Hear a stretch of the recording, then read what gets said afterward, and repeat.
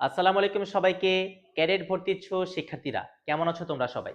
আজকে আমি তোমাদের সাথে সাধারণ জ্ঞানের কিছু ছোট প্রশ্ন নিয়ে আলোচনা করব।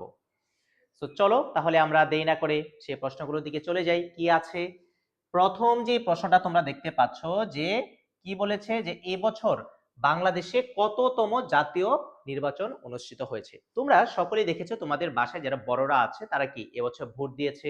তো এই 2026 সালে আমাদের দেশে কি 13তম বা ত্রয়োদশ জাতীয় নির্বাচন কি অনুষ্ঠিত হয়েছে।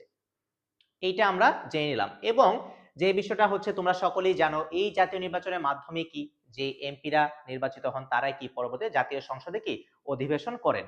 এবং তোমাদের আরেকটা জিনিস আমি জানিয়ে রাখছি যে এই যে নির্বাচন হলো এই নির্বাচনের প্রথম অধিবেশন বসতে যাচ্ছে আগামী 12ই মার্চ 2026। তো এইটাও একটা প্রশ্ন মাথায় রেখো। ওকে, তারপর আমরা 2 নম্বর যে প্রশ্নটা আছে সেটা দেখি। সম্প্রতি ইসরায়েল ও যুক্তরাষ্ট্র কোন দেশে যৌথভাবে তাদের কি আক্রমণ চালিয়েছে। দেখো তোমরা ইতোমধ্যে দেখতে পাচ্ছ যে আমাদের বাংলাদেশে কি গ্যাস এবং তেলের কি ক্রাইসিস চলছে, একটু আমরা ফিল করছি বা অনেক লাইন ধরে সেগুলো কিনতে হচ্ছে। কারণ কি? কারণ এই যে দুইটা দেশ ইসরায়েল এবং যুক্তরাষ্ট্র তারা সম্প্রতি হামলা চালিয়েছে কোন দেশে? ইরানের ওপর। এবং ইরানের যে সর্বোচ্চ নেতা আল খামিনি তিনি কি এই আক্রমণের ফলে মৃত্যুবরণ করেছেন। তো যার ফলে হরমুজ প্রণালী যে আছে এই হরমুজ প্রণালী কি বন্ধ হয়ে যাওয়ার উপক্রম বা বন্ধ হয়ে গেছে। দ্যাটস ওয়াই কি আমাদের এই সমস্যাটা হচ্ছে। তাহলে আমরা জেনে নিলাম আরো একটা বিষয়, একটা আন্তর্জাতিক বিষয়াবলীর একটা গুরুত্বপূর্ণ সাম্প্রতিক একটা টপিক, যেটা কি তোমরা অনেকেই জানো না। কারণ তোমরা যদি নিউজ পেপার পড়ো বা খবর দেখো তাহলে কিন্তু এই বিষয়গুলো তোমরা জানতে পারবে। আর আদারওয়াইজ তুমি কি এই ভিডিওটার মাধ্যমে কি এই বিষয়টা জেনে নিলে। ওকে, এরপর যে প্রশ্নটা আছে সেটা হচ্ছে দেশের সর্বোচ্চ বেসামরিক রাষ্ট্রীয় পুরস্কার কোনটি। এই যে প্রশ্নটা আছে এইটা তোমাদের মধ্যে একটু প্যাচ লাগে কিভাবে, যেটা কি 21শে পদক হবে না এটা স্বাধীনতা পুরস্কার বা স্বাধীনতা পদক হবে। তো আনসারটা কি? আনসারটা হবে স্বাধীনতা পুরস্কার বা পদক। আর এই বছর স্বাধীনতা পুরস্কার বা পদক পান হচ্ছে কত? 20 জন। এর মধ্যে 15 জন হচ্ছে ব্যক্তি এবং 5টি হচ্ছে কি প্রতিষ্ঠান, এটাও তোমাকে জানতে হবে।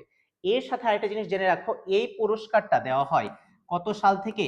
1977 সাল থেকে কি এই পুরস্কারটা দেওয়া হয়। আর এই যে এখানে 21শে পদকটা আবার কি? এইটা হচ্ছে দেশের দ্বিতীয় সর্বোচ্চ বেসামরিক পুরস্কার, যেটা দেওয়া হয় কত সাল থেকে? 1976 সাল থেকে।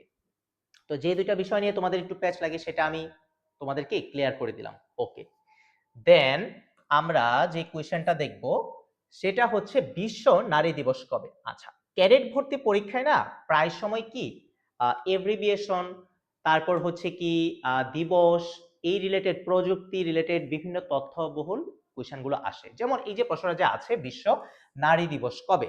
তো এই বিশ্ব নারী দিবস হচ্ছে 8ই মার্চ। তোমাদেরকে আমি একটা তথ্য দিয়ে রাখি, তোমরা কি করবা জানো?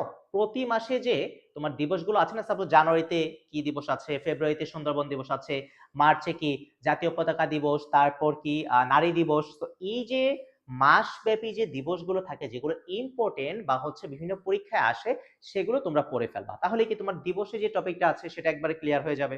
ওকে, এরপর আমরা দেখব ইয়েস, এই যে টি-20 বিশ্বকাপে বা বিশ্বকাপ ক্রিকেটের ইতিহাসে দ্রুততম সেঞ্চুরিয়ান কে বা সেঞ্চুরি করেন কে। সম্প্রতি তোমরা যারা খেলা দেখো একটু বা খেলা পাগল আছো তোমরা যারা, তো তারা কি দেখতে পাচ্ছ যে টি-20 বিশ্বকাপ ক্রিকেট কিন্তু হচ্ছে পুরুষ, যেটা মেন্স টি-20 ওয়ার্ল্ড কাপ কিন্তু সংগঠিত হচ্ছে।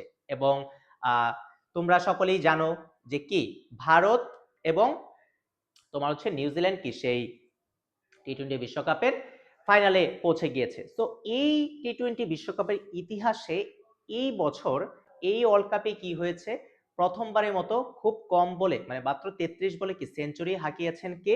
এই যে ফিন অ্যালেন, প্লেয়ারের নাম কি? Finn Allen.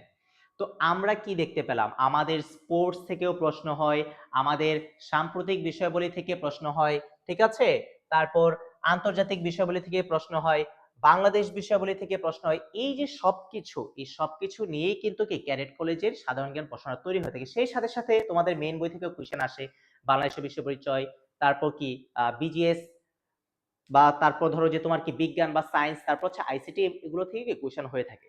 তো তোমাদেরকে কি করতে হবে, তোমাদেরকে এমন তথ্যবহুল ভিডিও পেতে আমাদের আইক্যান একাডেমির যে ক্যাডেট কলেজ অ্যাডমিশন ফেসবুক পেজটা আছে সেখানে এবং ইউটিউব চ্যানেলে তোমাকে যুক্ত হতে হবে।